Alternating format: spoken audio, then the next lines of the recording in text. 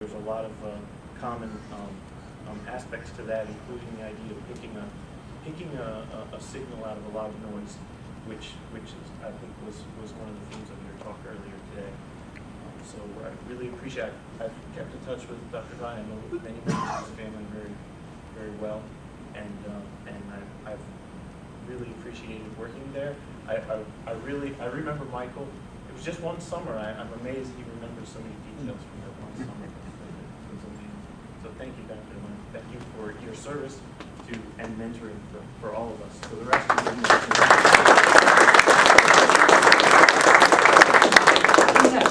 But if anybody would like any literature about the local we legal with you. Sure.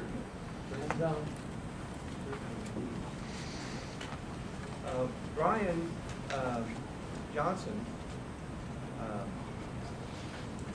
loved mathematics, and he come back up to Beltsville after he'd taken his courses at College Park. I And he started to tell you about this wonderful math class he had and what he had learned.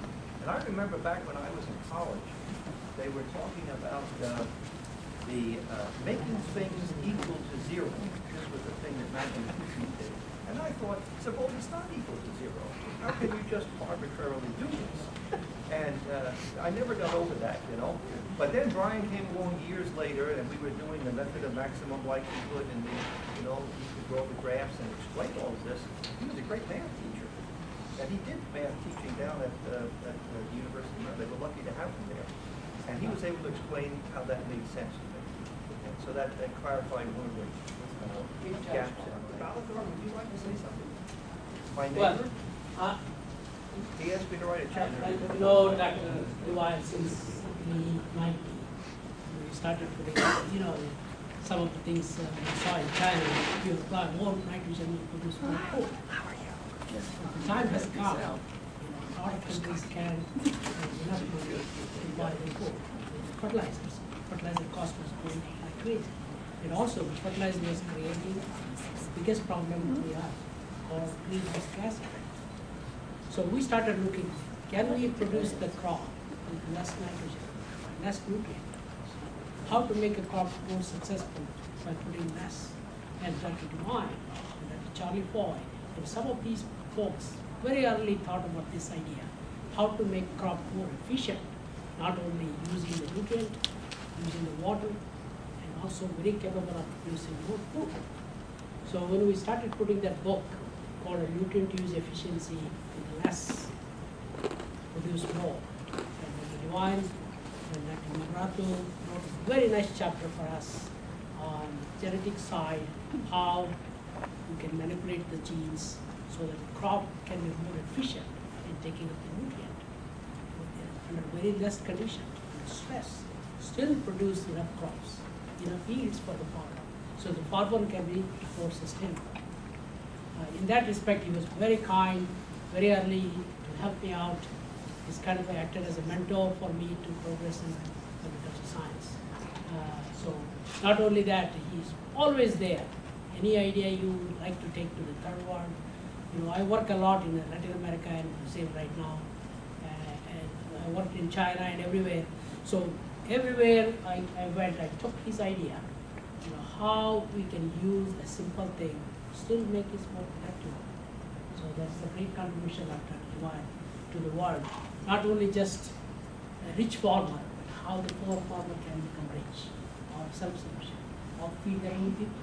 So those are the very, very pioneer ideas came from early research from this group. And Dr. Devine is one of the main proponents of that. And thank you very much for your support. Thank you. Office of Technology Transfer. It doesn't do those. I license things developed by ARS scientists. And my very first plant variety protection certificate that I ever licensed was a 4-inch soybean.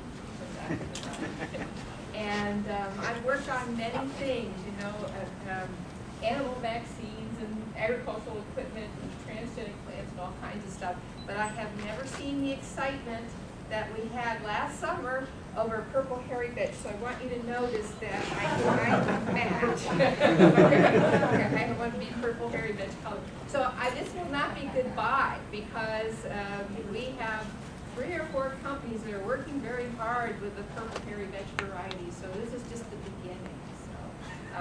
So I'm not going to say goodbye. I'm just going to say congratulations.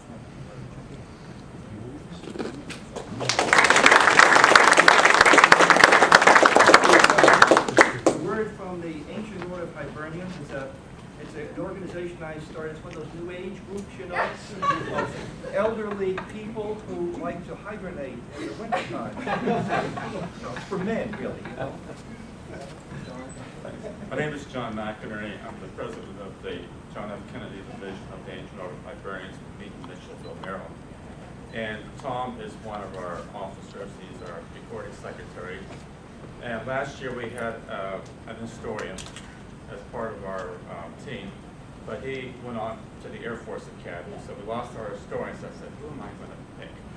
Then I remembered I was in Ireland with my wife about 2 years ago, and I met Tom's cousin, and gave us a good tour of Derry and Free Derry, and he mentioned to me, I asked him a few questions about Irish history for that area of Ireland. He said, ask Tom, he knows about everything from Ireland. So I asked Tom when I got back, but anyhow I said, recording secretary, making the story. So, and every meeting Tom gives a presentation of Irish history, and which we appreciate, and I always look forward to this presentation. But there's, like I said, there's another side of Tom. He's an historian, and we're both members of the oldest Irish American organization in the United States and in the world, which started back in the 1500s during the time of persecution here in Ireland. So we might have a lot of gray hair, but again, we have a lot of members who do not have gray hair, such as Tom's nephew, Matt. So anyhow, he's also an officer. In fact, he keeps our finances straight for us. But anyhow, so on behalf of the Hibernians, we want to congratulate you on your retirement. And now that you're retired, I just recently retired myself, I'm asking how do I ever have time to work with all the other things I have to do? So maybe we can hook you in for a few other things. So, congratulations, and there's a life after work.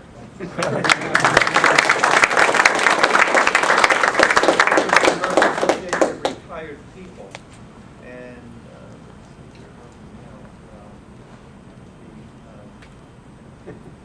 Jerry Mon also wrote these programs. Jerry is a young man who worked with us when he was a student at the College Park in electrical engineering, wasn't it? Yeah. And mathematics, and now he's with Johns Hopkins Institute for Applied Physics. Yeah.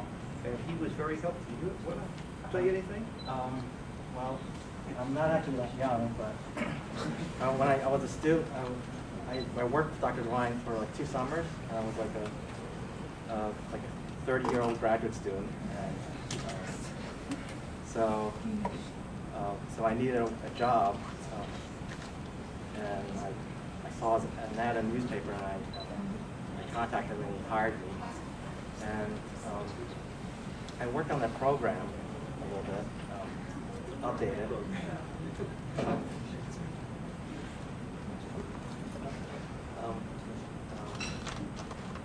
And we did everything, like you heard the story about we working on the fields and everything. And the thing I remember most about Dr. Devine, there's 3 things. Like, he's Irish, and soybeans, the giant 6-foot soybean. 6 foot, yeah. Yeah, and that he's also probably one of the most kindest men I've ever met. And I've heard a lot of people mention that. And I remember when we drove out to, I think it was in the Eastern Shore, on like a trip. When we came back, I mentioned that my parents had a restaurant there, or near after the Bay Bridge, and we stopped off, and we had dinner there.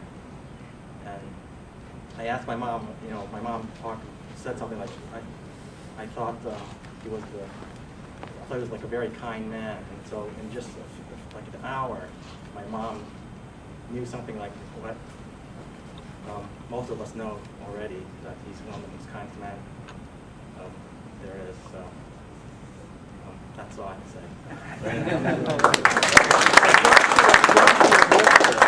Joshua is one of our proteges. Joshua worked with us when he was in high school. Yes.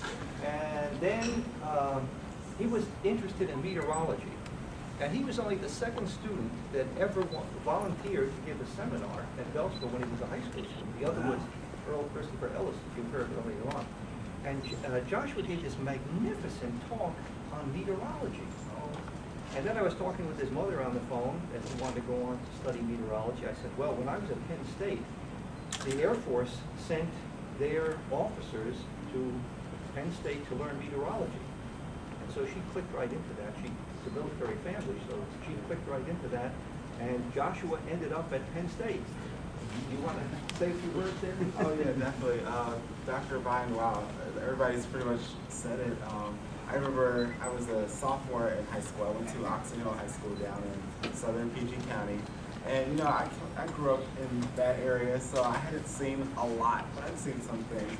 And I remember that summer, like some other kids were like, oh, we're gonna try to find summer jobs. And I just knew I didn't want to work at McDonald's and I didn't want to work at Walmart. I was like, I can do better than that. So I went to the guidance office and I found this book. It actually was a Montgomery County Public Schools book. I don't know how my school ended up with it. And it had all these jobs listed in it. And I came across Dr. Thomas Devine, you know, soybean research at USDA. And so I said, well, let me see what that's about.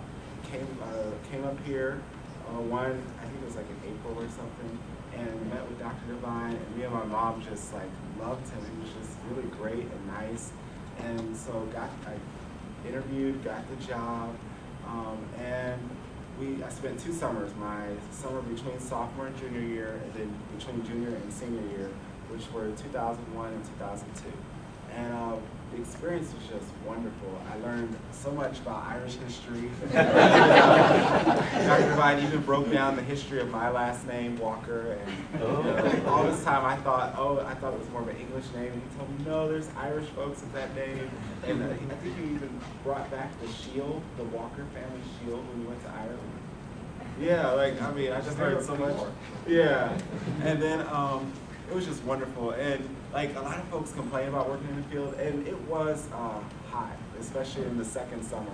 But we had a secret, right? So the 6-foot soybeans tended to be at what we call the front of the field. So we like to pollinate. While we were pollinating, we would sit on stools, and we learned that if you sat behind the taller soybeans, you weren't directly in the sun because you get a shadow from the 6-foot plant. So that was like a good secret that we had learned. But all of it was really, I mean, it was hard work, but it really worked for me because it matched everything that my grandmother always talked about when I was growing up. She grew up in South Carolina on a farm in the 30s and 40s, and she used to always talk about all this manual labor and weeding and all this stuff. And from day one, when Dr. Devine had us with these little wood barrel plows, you know, I'm sitting here thinking, wow, don't they have tractor trailers now?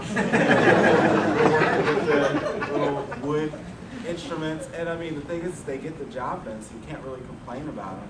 And then he explained to us, you know, why we didn't use heavy machinery because, you know, I guess it affected crops and, you know, kind of ruined the experiments.